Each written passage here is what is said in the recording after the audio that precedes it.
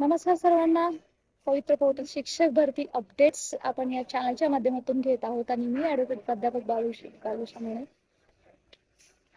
रयतची court केस होती त्या संदर्भातील हिअरिंग ऐकण्यासाठी हायकोर्टात आले होते. रयतमध्ये जे पोर्टलद्वारे 800 उमेदवारांची निवड झालेली आहे, परंतु नियुक्ती बाकी आहे.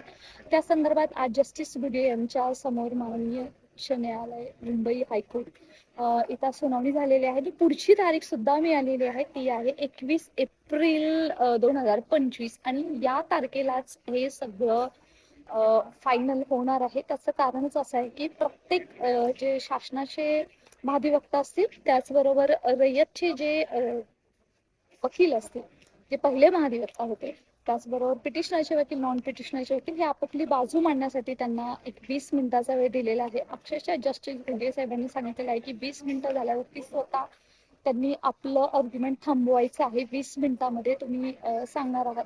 आणि याच बरोबर अजून एक महत्वाची अपडेट अशी आहे की याच्यामध्ये शासनाने तर अफिडेव्हिट दिलंच आहे की पवित्र पोर्टल द्वारे पवित्र पोर्टल हे घ्यायला तयार आहे, परंतु संस्थेने सुद्धा अफिडेव्हिट दिलेलं आहे की आम्ही पिटिशनरला सुद्धा घेऊ, नॉन पिटिशनरला सुद्धा घेऊ if they are eligible subject to. आणि त्याचबरोबर पवित्र पोर्टलद्वारे जे निवड झाले जे 800 उमेदवार आहेत त्यांना सुद्धा आम्ही घेण्यास इच्छुक आहोत, कारण आमच्याकडे तेवढ्या जागा आहेत.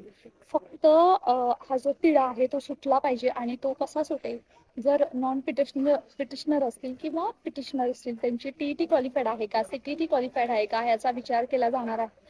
आणि त्यांची जर नियुक्ती 2017 नंतरची असेल तर मात्र त्यांना या ह्याच्यातून ते बाद होतील. आता त्यांचे जे काही वकील याच्या संदर्भातील डिटेलमध्ये बाजू मांडणार आहेत, परंतु यांचा हा लढा यावेळेस संपेल अशी आशा आहे.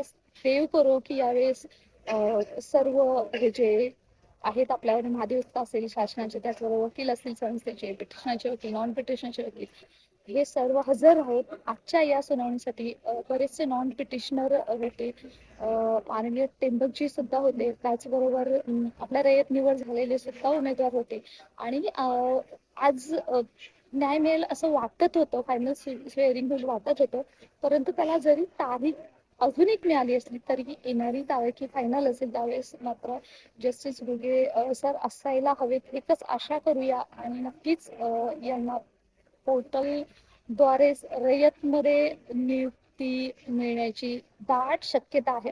अर्थातच 21 तारखेला फक्त हिअरिंग होणार आहे आणि जजमेंट नंतर अपलोड होईल वेबसाईटवर. त्या संदर्भाच्या अपडेटसाठी स्टे करा.